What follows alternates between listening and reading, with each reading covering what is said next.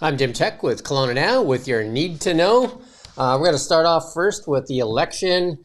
The outcome should be clear. We should have an answer by Monday. So they're counting those ballots here starting today, I think. And then so we still have those two ridings that are the big ridings that need to be decided. So right now the NDP leads with 46 seats and the Conservatives have 45. And those two ridings could change the balance of power. So we should have that result come Monday. I think everybody's long anticipating those results. Natural gas prices, they await that LNG line. Will it be a fix for prices? Because prices are low. We had something to put up there, but no, I guess we don't. There you go. So that line should start. They're expecting higher prices for LNG, but we'll see when that line gets up there. But I guess consumers would think that lower LNG prices would be good for home heating fuel. 10 cats rescued after being dumped at a truck stop at the BC interior. There was 2 mother cats with 5 kittens each. That was at the 70 Mile House truck stop there. A woman picked them up. So if anybody's looking for a kitten, you can go to the BC SPCA site and there's like 10 kittens that I'm sure they're looking to rehome. Who doesn't want a kitten? Save you from the mice problem. So there you go. Like kittens, like a beautiful looking calico cat there too, right? Ken Mulgat went out and talked to Tom Dias, the Mayor Tom Dias, yesterday about the video surveillance cameras that are being authorized for use in Vancouver. And he asked that question whether they're going to be used here in Kelowna. So Tom Dias, then we can run that video. The City of Vancouver is moving to give police greater access to traffic cameras for enforcement. So why not do that here in Kelowna? Well, as the Mayor explains, the situation here is a little different. The only traffic cameras that are within the city of Kelowna are on the highway, which is Highway 97. So that would be provincial.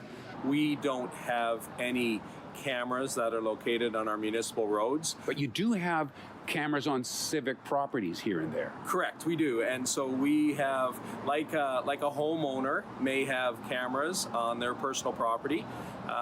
The city also has cameras on its assets. And if there is a situation that happens on those assets and the RCMP are looking for information, then they would come to us and request that information be shared with them. So that was a clip of that video. If you want to watch that full video interview, you can go to KelownaNow.com. You can find that story on Kelowna Now. Easier to steal cars in Canada than the United Kingdom. Investigation finds it's a lot easier to steal cars in Canada, according to a new report from CBC. And it's due to the regulations in Canada are a lot looser here in Canada than they are in the UK. And then so a lot of the cars that get stolen are Lexus and Hondas and Jeeps and Land Rovers.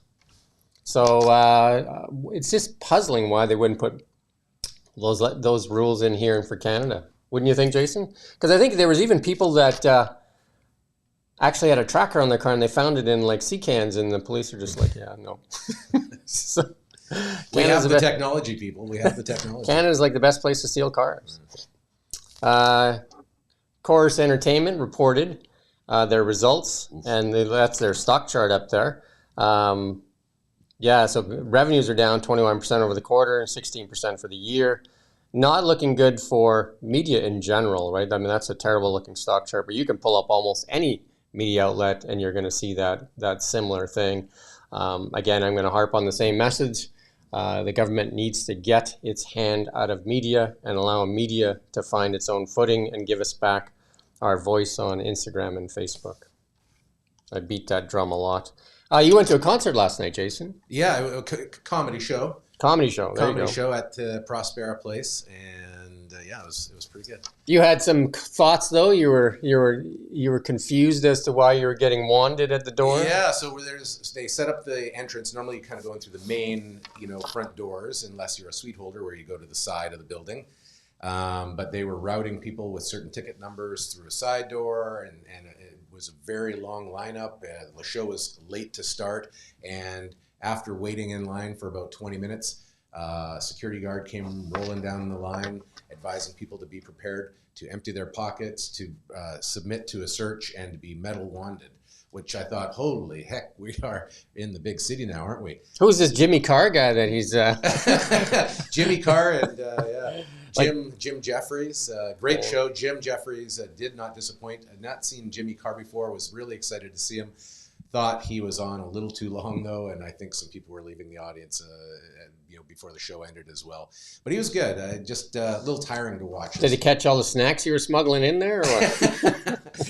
Well, the funny thing is, when I got to the door, they didn't do anything. They just Yeah, there you go. There you go. And then just in a couple of tweets that are out there, Elon Musk put a tweet out here, or he retweeted something that showed the non-permanent residents in Canada. And then there's somebody put a mark on there since Justin Trudeau. So you can see that there's been a dramatic increase in NPRs since Justin Trudeau took over government. And Justin Trudeau and Mark Miller were out there voicing their support for immigration. A lot of the provinces, including when I interviewed David Eby, said that Canada's immigration policy is daft to put that many people in already stressed housing and already stressed healthcare, that there needs to be more constraint. And they say they're going to do some constraint now. But in more Elon Musk news, those astronauts have safely returned to Earth thanks to SpaceX after the Boeing Starliner couldn't do the job, but SpaceX to save the day. Who are you going to call? SpaceX, right? And then a little bit more on SpaceX. We got a video to play. We tried to play this the other day. And this is just how cool SpaceX actually is.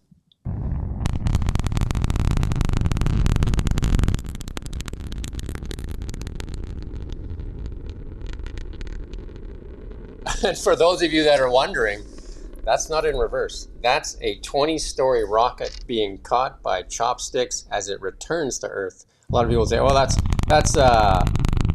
like it's just in reverse. No, that's the rocket returning. What do you think of that, Jason? Like catching a 20-story rocket from outer space. Well, I guess he's probably using that same self-parking system in Tesla, right? So the goal is to get to Mars, and that's the Occupy Mars, kind of like that's his big mission. And he said the only way to do it is that they can reuse these rockets because they're very expensive. And so the payload that they have on these rockets is huge. So if they got to move that much material either to a moon base or to a Mars base, that's how they need to do it. And they need to turn these rockets around very quickly. So pretty impressive indeed. We got a picture of Mars there. So if anybody wants to sign up for Mars, you can, I don't know where you go, but I think it's a 6-month mission just to get there. You got that image of the Mars landscape? No. There you go. We don't have it. So there you go. That's our first faux pas today. But then one of the other things that we found on X is there's a tweet out there from when Larry Page said, if you want to have something that really helps people's lives, you have to have it. It's called a toothbrush test. And we'll just play the clip there from Larry. Now, like Chrome, we're seen as kind of crazy when we launch them. And so how do we decide what to do? Got sound on that? How do we decide what's really important to work on? Well, I like to call the toothbrush test. So the toothbrush test is, do you use it as often as you use your toothbrush? And for most people, I guess that's twice a day. Raise your hand. Twice a day? Yeah. Okay, most people. So I think, we really want things like that. And I think things like Gmail, obviously, use much more than twice a day. And YouTube, I think that those things are amazing. And I think that, we look at things like YouTube, people thought, oh, you guys are never going to make money with that. You bought it for $1.4 billion. You're totally crazy. And we were reasonably crazy, but it was a good bet. And we've actually been doubling revenue every year on YouTube for 4 years. And actually, if you're doubling things, it starts to add up pretty quickly. So the whole point on that toothbrush test, I would say ChatGPT is now, I'm hearing from so many people that are kind of even the younger people, the more tech-savvy people, are infecting their parents and grandparents with it. I hear so many people are now using it. I interviewed a young lady yesterday, and she said that she showed it to her mother. Her mother's even using it to help write birthday cards and all that stuff. So where everybody used to go to Google all the time, a lot of people are now turning to ChatGPT to help them in their daily lives. And if you need a pick-me-up, And if you've used ChatGPT long enough, you can actually tell it to pump your tires. You can say, hey, ChatGPT, or whatever you want to call it. You can name it whatever you want. I call mine Q. And you can say, hey, can you pump my tires for me? And it'll give you like a 2, 3, 4, 5 minute reasons why you're amazing. Who doesn't need that in their life, right? Somebody to pump your tires. And then moving on to gold, we just want to bring this up. Gold continues to break out to new highs. 27.40 this morning in US dollars with 38.01 in Canadian dollars. So gold has done extremely well. There's a chart since 2000 of the price of gold. Bitcoin again as well as doing very well. So gold and Bitcoin doing extremely well. The big news coming out of the US, 11 days to the US election. It's going to be, that's entertainment on steroids, I think. Do you know what I mean? Like that's going to be a thing to watch. Lots of activity going on down there. Lots of celebrities coming out endorsing either Kamala Harris or Donald Trump. And we're talking about live streaming it that day. We'd love to hear your feedback. We're going to live stream it, we think, and so that we can just have some personal discussion, because it is a really big event, and the United States affects the world because they are the largest economy. They are the largest military might. They are the largest influence on trade because of the US dollar. So they have significant impact on the world, not just on Canada and on themselves. Then we got to, look at that, we got a weather scroller across the bottom there. That's pretty impressive. A big kudos again to Jason and Rommel back there running that. 70% chance of showers on Sunday and 13 degrees. So you can still get some golf out there. There's still some golf available. So some of the courses have closed, but there's still some open. And some of them will stay open until the snow flies. And probably sometimes it'll, even after it melts, they'll reopen, right? So, and we appreciate feedback. I don't know if Jason has this, but we do really appreciate feedback. Got some feedback yesterday that says they don't like my baseball cap. And we've heard that a few times. So look at this hatless today. And they also said they didn't like my pink shirt. It was actually a red shirt. I don't know why people worry whether I'm wearing a red shirt or a pink shirt. This one is actually like an orange that kind of looks pink though too. So I wore that especially for that person. So there you go.